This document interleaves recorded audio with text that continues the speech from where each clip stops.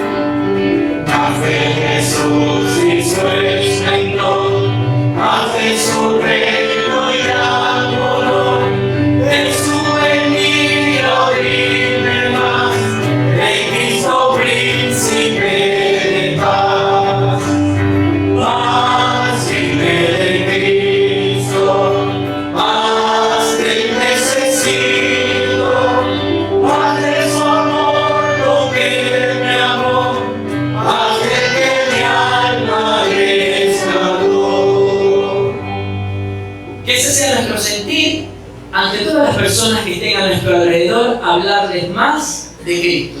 Así como muchas personas hablaron de Cristo hacia nuestras personas, ahora nuestro deber como creyentes y como cristianos en la fe de Jesucristo, hablarle a los demás de este amor tan grande, el amor de Cristo. Yo me alejé, y de la rueda yo me alejé.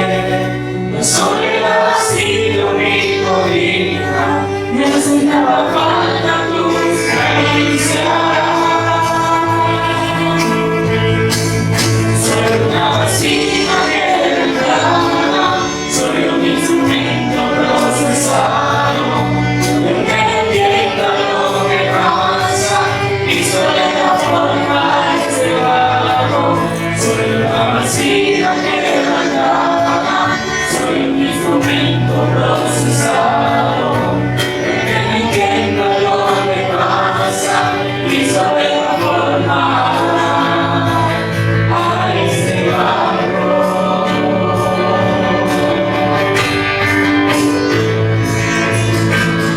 Estás aquí, tengo mucha pena de ti. Sé que hace mucho no te hablo, pero esas heridas ya grabando. Poco a poco me aparté, y de la rueda yo me alejé. La soledad ha sido mi cobija, me hace falta tus caricias. Soy una vasija que reclama, soy un instrumento procesado, no que no entienda lo que pasa, y soy la forma de cerrado. Soy una vasija que reclama, soy un instrumento procesado, no que no entienda lo que pasa, y soy la forma.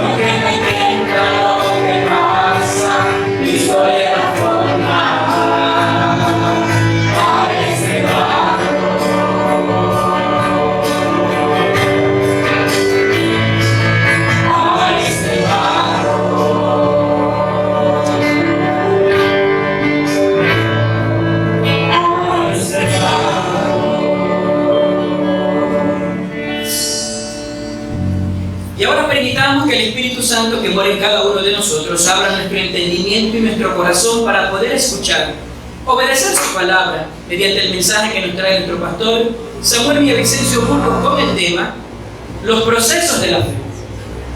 Los procesos de la fe, escuchemos con atención y con mucha reverencia.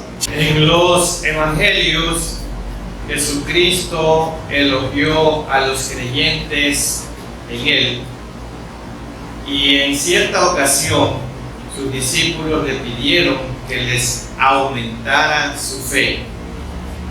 Esta es una petición que todos debemos de hacer, pues todo creyente necesita tener más fe para poder enfrentar los obstáculos, y también la fe nos hace andar en obediencia al Señor. Como consecuencia de nuestro conocimiento limitado de la palabra de Dios y también mucho conocimiento limitado del Señor, comenzamos nuestra nueva vida en Cristo con muy poca fe.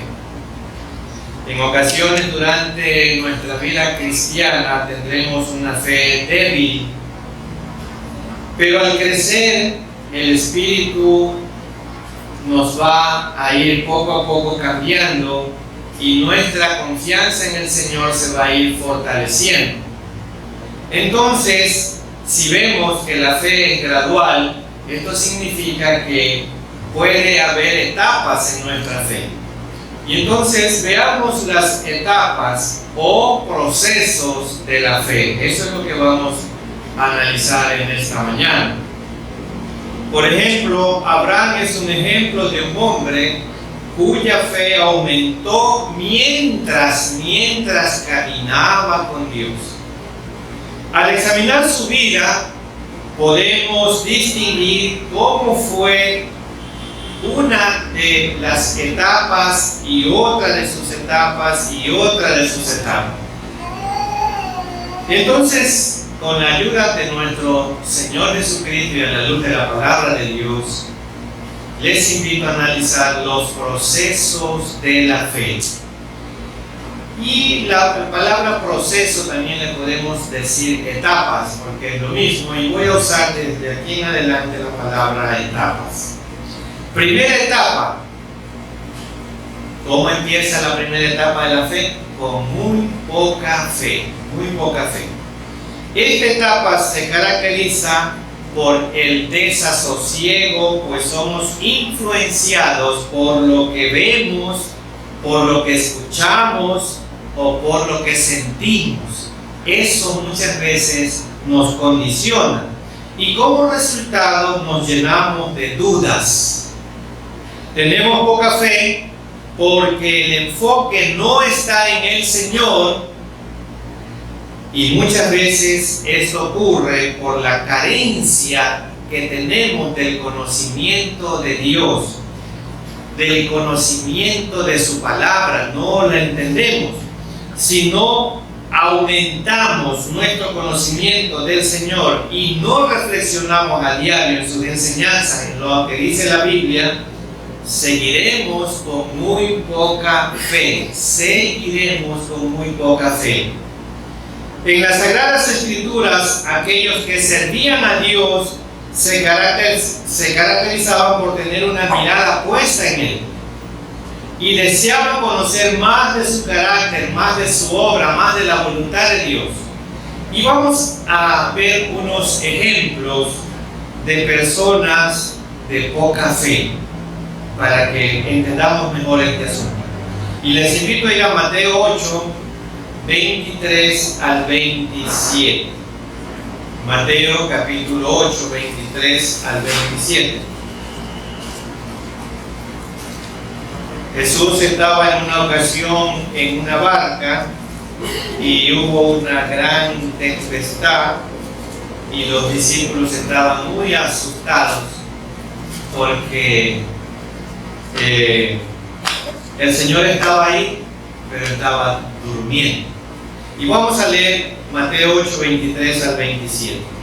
Y entrando él en la barca, sus discípulos le siguieron, y aquí que se levantó en el mar una tempestad tan grande que las olas cubrían la barca. ¿Y qué estaba haciendo Jesús? Dormía. Y vinieron sus discípulos y le despertaron, diciendo: Señor, sálvanos, porque perecemos. Él les dijo: ¿por qué teméis? ¿Y qué dice ahí? Aquí estamos analizando ejemplos de personas de poca fe. ¿Por qué teméis, hombres de poca fe?, le dice Jesús a sus discípulos. Entonces, levantándose, reprendió a los vientos y al mar, y se hizo grande bonanza. Y los hombres se maravillaron, diciendo: ¿qué hombre es este que aún los vientos y el mar le obedecen? Miren, hermanos, aquí se destacó una tormenta cuando Jesús y sus discípulos estaban en una barca. Sus discípulos, como dice la Biblia, tuvieron miedo, pero el Señor les dijo en el versículo 26: ¿por qué teméis, hombres de poca fe? La fe de ellos se debilitó por lo que vieron. ¿Qué es lo que vieron? Una gran tempestad. Lo que sintieron temor. Y lo que pensaron que podía llegar a suceder, ¿qué es lo que pensaban? Su muerte. Fallaron al no poner su mirada en Jesús. Y muchas veces nosotros también hacemos lo mismo. Ponemos nuestra mirada en las circunstancias que nos rodean y nos ofuscamos, nos desesperamos, nos angustiamos y no ponemos la fe en quien tiene el control de todo, que es Dios. Vámonos a otro episodio en Mateo 6. Mateo 6, voy a leer los versículos del 25 al 30.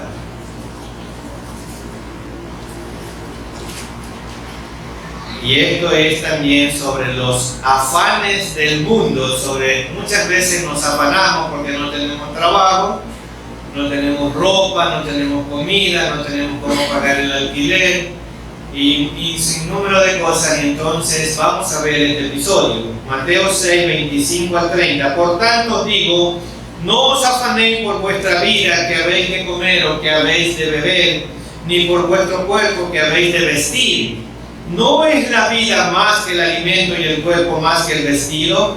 Mirad las aves del cielo, que no siembran, ni ciegan, ni recogen en graneros, y vuestro Padre Celestial las alimenta.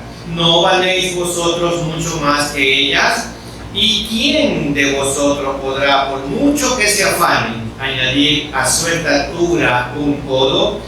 Y por el vestido, ¿por qué os afanáis? Considerad los lirios del campo, cómo crecen, no trabajan ni hilan, pero os digo que ni aun Salomón, con toda su gloria, se vistió así como uno de ellos.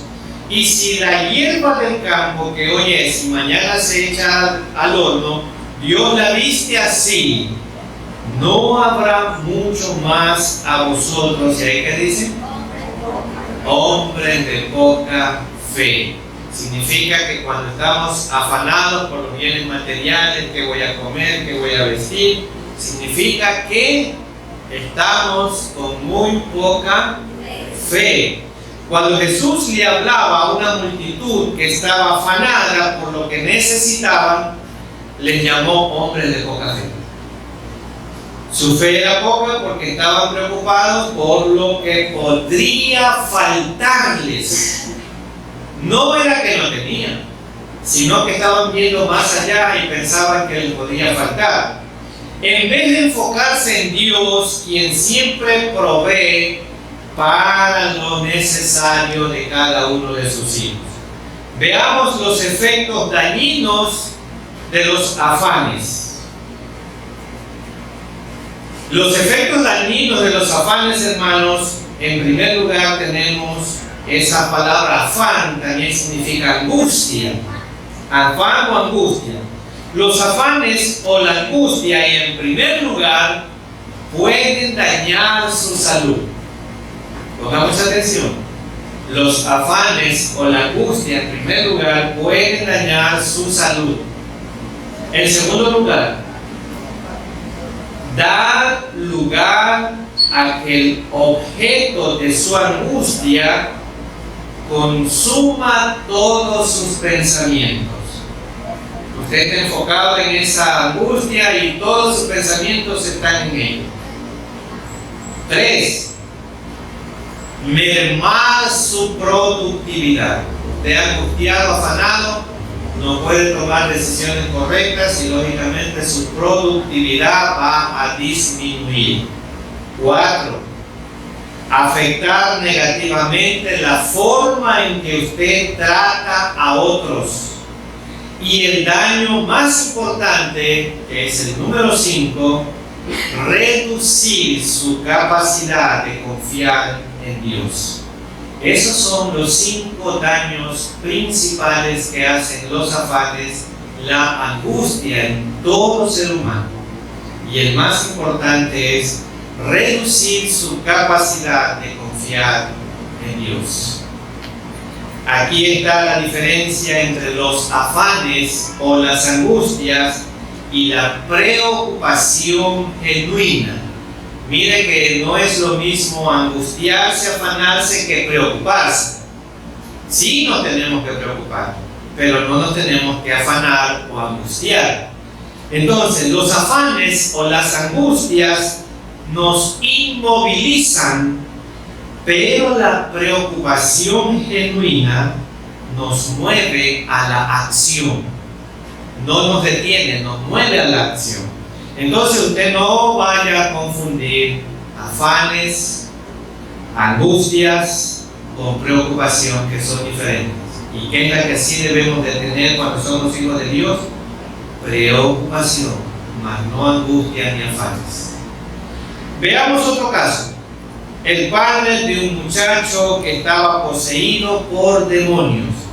Y vámonos a Marcos 9 para leer los versículos 14 al 24. Estamos viendo ejemplos de personajes de poca fe. Y Marcos 9, 14 al 24 voy a leer. Cuando llegó a donde estaban los discípulos, vio una gran multitud alrededor de ellos y escribas que disputaban con ellos, y enseguida toda la gente viéndole se asombró y corriendo a él le saludaron. Él les preguntó: ¿qué disputáis con ellos?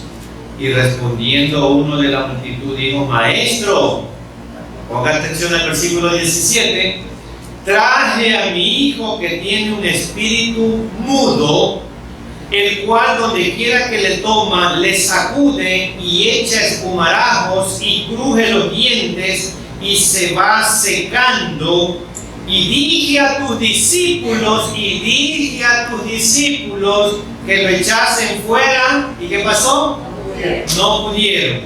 Y respondiendo él les dijo, aquí está la respuesta de Jesús: oh generación incrédula, ¿hasta cuándo he de estar con vosotros?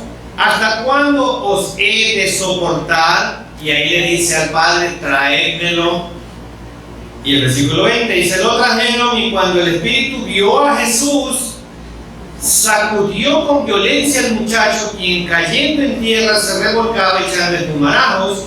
Jesús preguntó al padre: ¿cuánto tiempo hace que le sucede esto? Él le dijo: desde niño, y muchas veces le echa en el fuego y en el agua para matarle. Pero si puedes hacer algo, mire, el padre le dice a Jesús: pero si usted puede hacer algo, ten misericordia de nosotros y ayúdanos. Jesús le dijo: si puedes creer, al que cree todo le es posible. E inmediatamente el padre del muchacho clamó y dijo: creo, ayuda mi incredulidad. Miren, hermanos, el padre clamó a Jesucristo por ayuda al decirle: si puedes hacer algo, ten misericordia de nosotros y ayúdanos. En el versículo 22. Su fe era débil, pues no veía solución para una situación que había enfrentado durante tanto tiempo. Pero el Señor le respondió: si crees, al que cree todo le es posible. Versículo 23. Fue entonces cuando el padre clamó: creo, ayuda mi incredulidad. Versículo 24. Así como este padre, nosotros también deseamos creer, pero nuestra mirada casi siempre se aleja de Dios para enfocarse en el problema que estamos enfrentando. Y eso pasa con muchos de nosotros. Nuestra mirada se centra en lo que estamos enfrentando y no en el que puede dar la solución. Veamos otra. Ahora sí, pasemos a nuestro segundo punto, que es la segunda etapa de la fe, o el segundo proceso de la fe. Gran fe, gran fe. La poca fe es parte del proceso del crecimiento espiritual, como ya vimos. aquellos que tienen una gran fe han centrado sus pensamientos en el Padre Celestial y reflexionan en su palabra para conocer siempre la voluntad de Dios. Con la fe en esta etapa se basa en Dios. Las dificultades no nos hacen caer, pues hemos aprendido a ver más allá de los problemas visibles para ver lo invisible, quién es nuestro Dios fiel y verdadero. Entonces, en esta segunda etapa, que es la etapa de gran fe, también vamos a ilustrarlo con ejemplos. Y vamos a ver aquí el primer ejemplo que tenemos de gran fe que nos habla la Biblia. Un centurión vino a Cristo para pedirle que sanara a su hijo que estaba paralítico. Y vamos a Mateo 8, luego voy a leer el versículo del 5 al 10, para ver el primer ejemplo de gran fe. Mateo 8, del 5 al 10. Mateo 8, del 5 al 10 dice: entrando Jesús en Capernaum, vino a él un centurión rogándole. Este centurión era un soldado romano y el nombre lo tiene por la cantidad de soldados que estaban bajo su dominio. Centurión, centuria quiere decir 100. Entonces este centurión era el que estaba al mando de 100 soldados romanos. Y diciendo: Señor, mi criado está postrado en casa, paralítico, gravemente atormentado. No era un hijo, no era un familiar, era su criado. Y Jesús le dijo: yo iré y le sanaré. Mire la respuesta del centurión. Respondiendo el centurión y dijo: Señor, no soy digno de que entres bajo mi techo. Solamente di la palabra y mi criado sanará. Porque también yo soy hombre bajo autoridad y tengo bajo mis órdenes soldados. Y digo a este: ve y va, y al otro: ven y viene, y a mi siervo: hace esto, y lo hace. Al oírlo Jesús se maravilló y dijo a los que le seguían: de cierto os digo que ni aún en Israel he hallado tanta fe. Y aquí estamos viendo ejemplos de una gran fe. El centurión le dijo: solamente di la palabra y mi criado sanará. Versículo 8.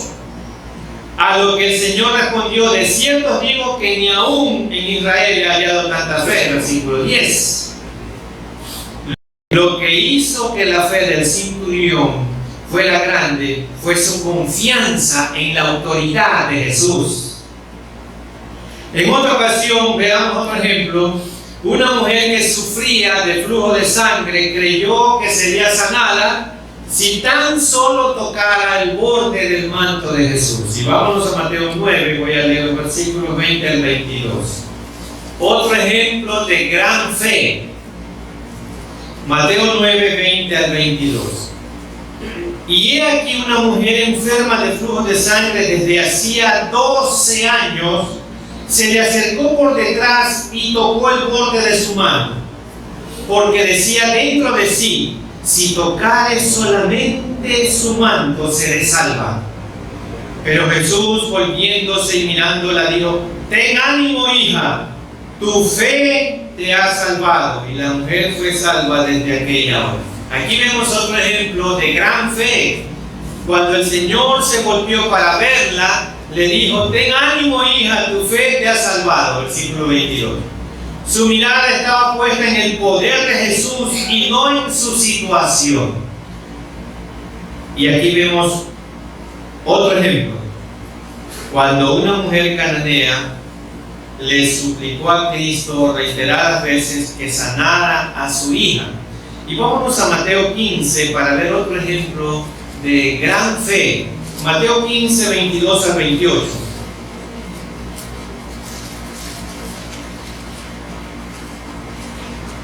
Amén. Y aquí una mujer cananea que había salido de aquella región clamaba diciéndole: Señor, hijo de David, ten misericordia de mí, mi hija es gravemente atormentada por un demonio. Pero Jesús no le respondió palabra, Jesús estaba mudo. Entonces, acercándose sus discípulos, le rogaron diciendo: despídela, pues da voces tras nosotros. Él respondiendo dijo: no soy enviado sino a las ovejas perdidas de la casa de Israel. Entonces ella vino y se postró delante de él diciendo: Señor, socórreme.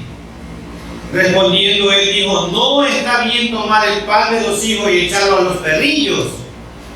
Y ella dijo: sí, Señor, pero aún los perrillos comen de las migajas que caen de la mesa de sus amos.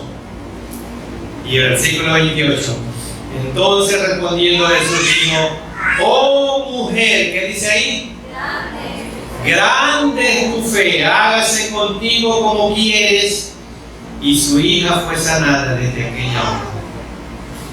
¿Qué les parece, hermano? Esta mujer tenía el don del optimismo.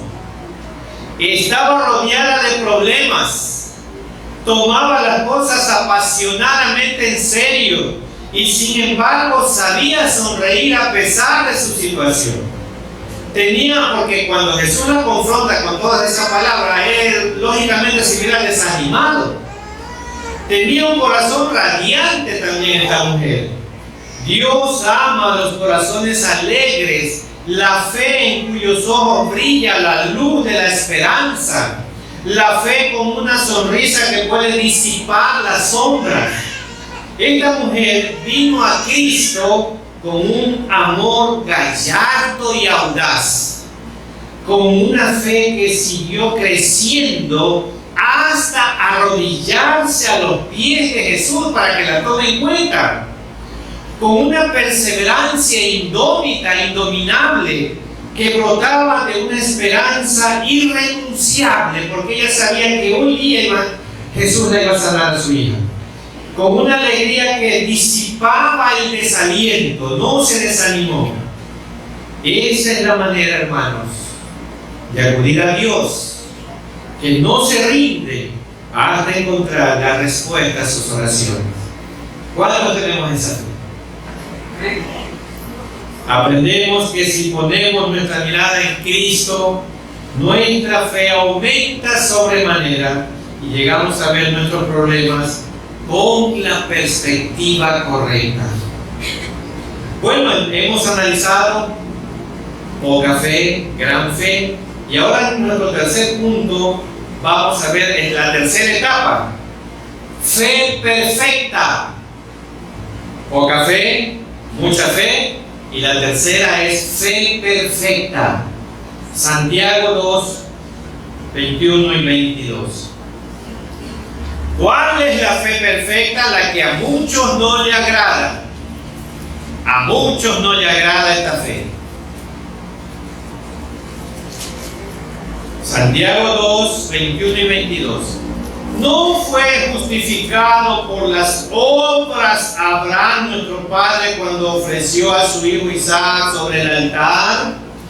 ¿No ves que la fe actuó juntamente con sus obras y que la fe, ¿qué dice ahí? Se perfeccionó. Entonces la fe perfecta, ¿qué necesita? Obras. Lo dice la Biblia. Ay, hermano, no se preocupe, yo sé que usted está muy enfermo, que usted está necesitado. No se preocupe, mi querido hermano, yo lo voy a apoyar en oración. ¿Está correcta esa fe? La fe perfecta va acompañada con la compra de la receta médica. No le gusta, pero esa es la fe perfecta. Santiago muestra a Abraham como un ejemplo de fe perfecta. El término perfeccionó, que dice aquí, perfeccionó por las obras, perfeccionó, en este pasaje se refiere a terminado, terminado. Es una fe que ha sido probada y ha salido fortalecida. Cuando Dios llamó a Abraham a sacrificar a su hijo Isaac, este estuvo dispuesto a obedecer por fe. Como resultado, su fe se perfeccionó o fue completada.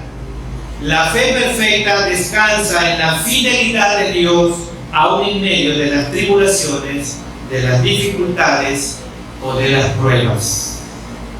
Vamos a ver otro ejemplo de fe perfecta. El relato de la vida de Abraham nos muestra cómo pasó de una etapa a la otra etapa y a la otra etapa. Vamos a ver aquí el ejemplo de Abraham y vamos a analizar las etapas que él fue pasando. Primera etapa, cuando Dios prometió a Abraham que le daría un hijo por medio de Sara, sus dudas le hicieron reírse y pidió que Ismael fuera aceptado en lugar del prometido porque no lo había visto, no lo creía. Y vámonos a la Biblia. Primera etapa de la fe de Abraham. Génesis 17, 15 al 18.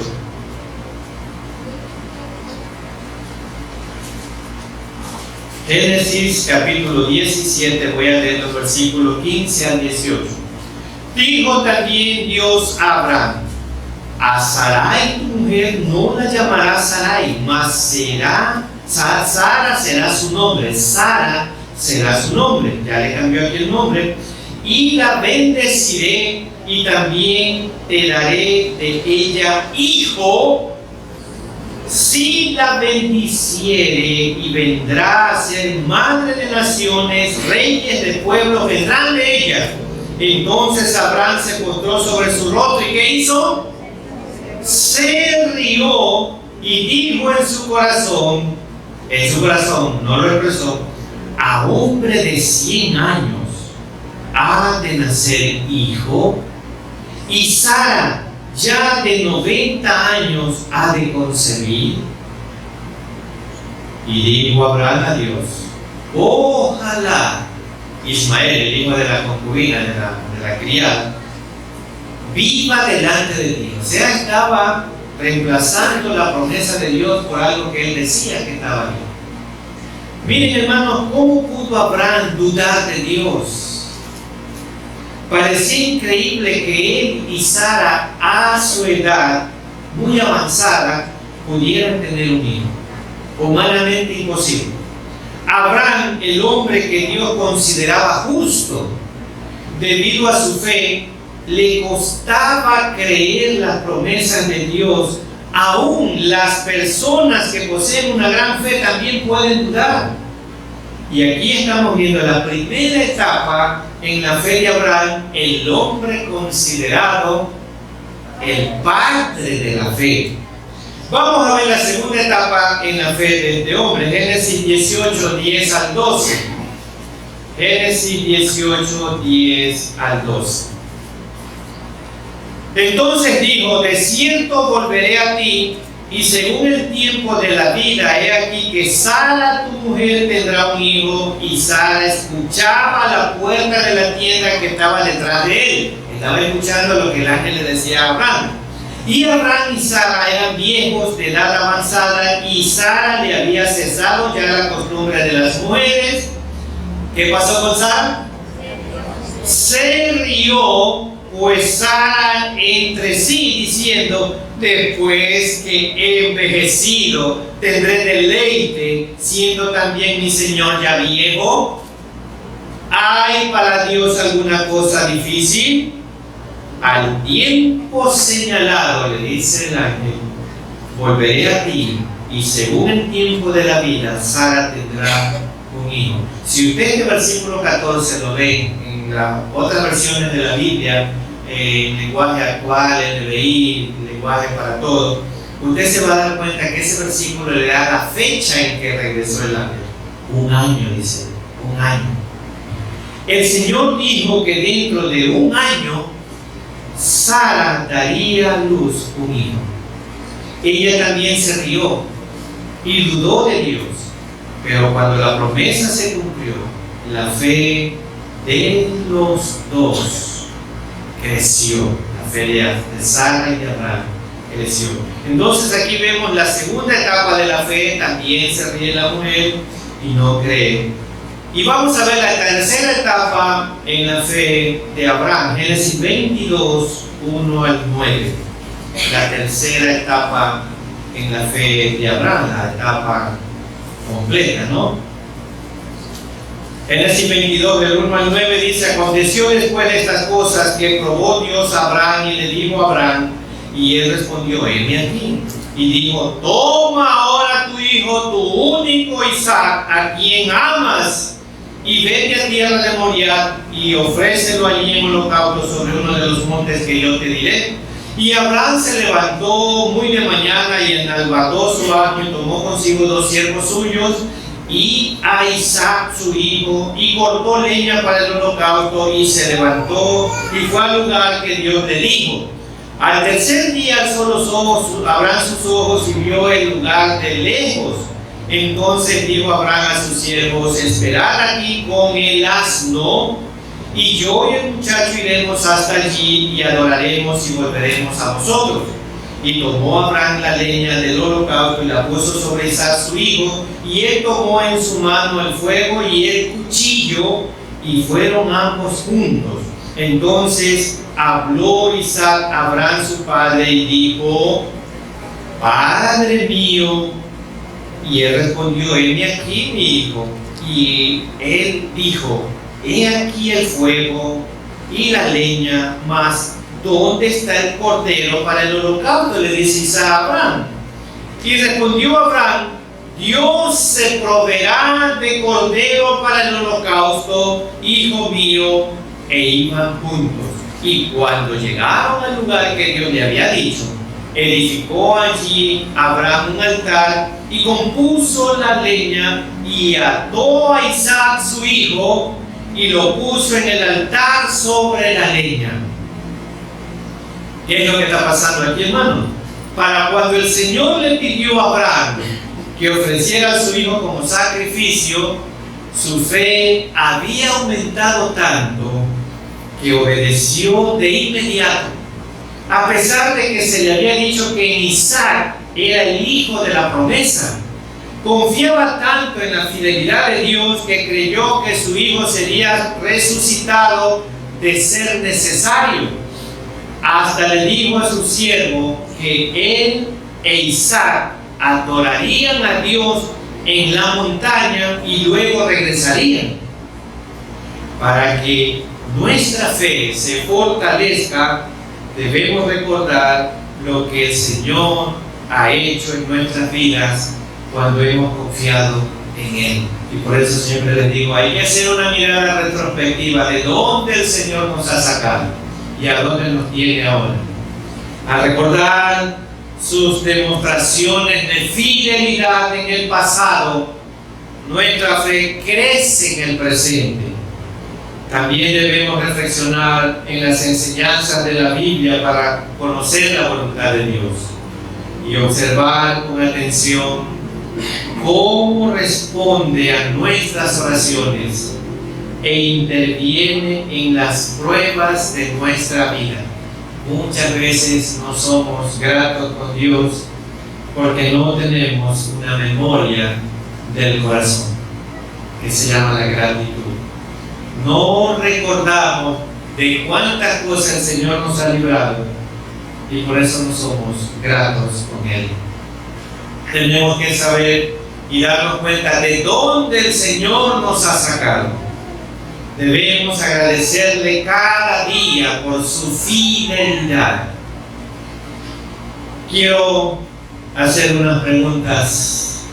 ¿Cuáles de las características de las etapas se relacionan más con su vida? Poca fe, gran fe o una fe perfecta. ¿En qué etapa de su fe está viviendo? ¿En qué áreas le cuesta más trabajo confiar en Dios? ¿Cuáles son los obstáculos que le impiden tener una gran fe? Que también conoce el carácter, los caminos y la voluntad de Dios.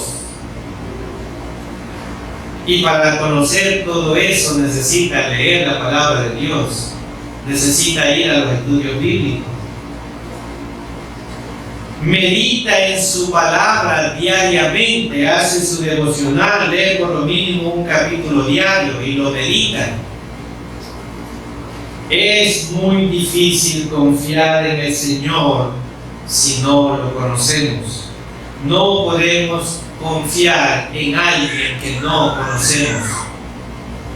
Amados hermanos, es urgente que vivas por fe, que su fe en Cristo sea quien le sostenga, para que pueda ser un instrumento de bendición en un mundo lleno de caos, de maldad, de pecado, de temor. Recordemos la verdad fundamental que nos dice Dios. Si queremos agradar a Dios, yo quiero preguntarles, ¿ustedes desean agradar a Dios? Amén. Amén.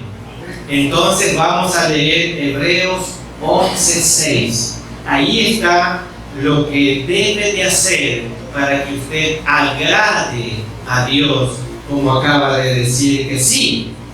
Y Hebreos 11:6 dice: pero sin fe, ¿qué más sigue? ¿Qué necesita entonces usted para agradar a Dios?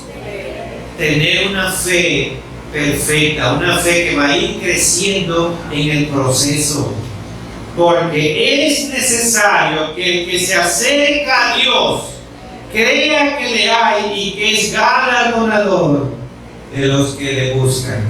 Si nosotros queremos agradar a Dios, lo primero que tenemos que hacer es tener una fe perfecta. Nada agrada más a Dios como la firmeza en la fe en todo lo que Él es y en todo lo que Él ha prometido. Oremos. Soberano Dios y nuestro buen Padre Celestial, su palabra ha sido expuesta y nos ha enseñado que si queremos agradar a usted, necesitamos tener fe, pero esa fe tiene un proceso que va en aumento, y ese aumento depende del conocimiento que tengamos de usted. Y ese conocimiento lo vamos a obtener mediante la lectura de la palabra de Dios, la oración, nuestros devocionales diarios y nuestra comunión con Dios en el templo.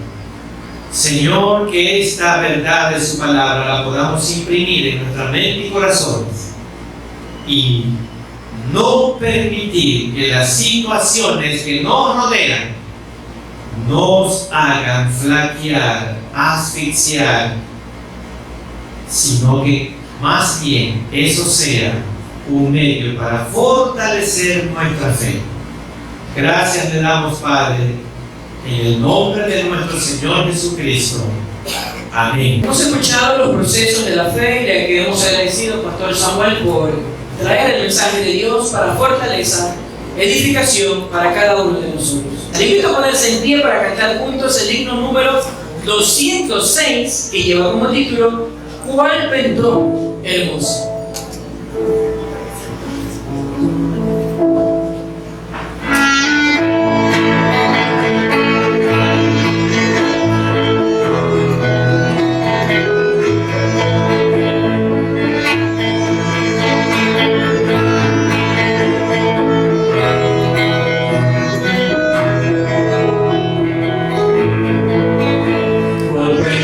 Hermoso, es hermoso,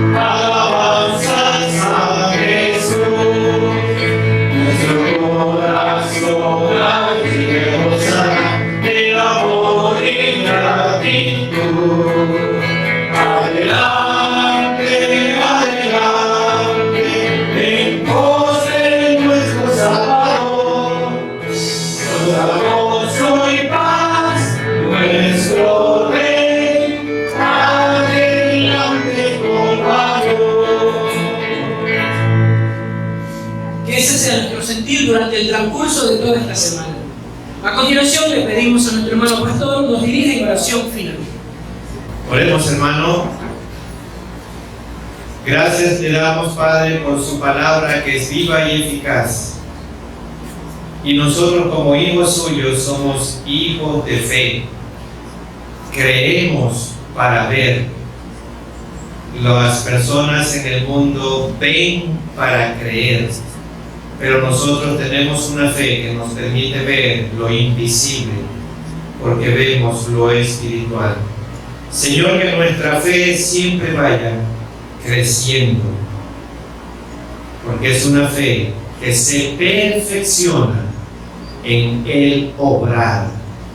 Que podamos entender, Señor, esta gloriosa verdad. Usted, como nuestro Dios, dio el primer paso, dio a su Hijo, y nosotros también tenemos que seguir el ejemplo suyo. Y ahora, Señor, el amor de Dios, nuestro Salvador eterno, y la comunión y participación del Santo Espíritu de Dios, sea con todos y cada uno de nosotros, ahora y siempre. Amén.